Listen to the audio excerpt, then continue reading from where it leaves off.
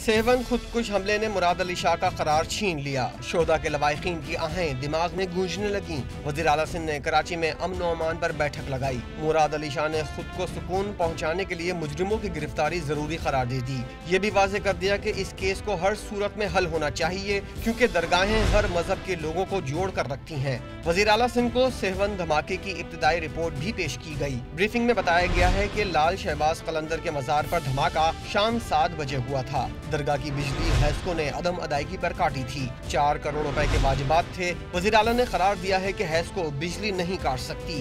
वफाक से सरकारी बिलों का मामला हल करा लिया गया है।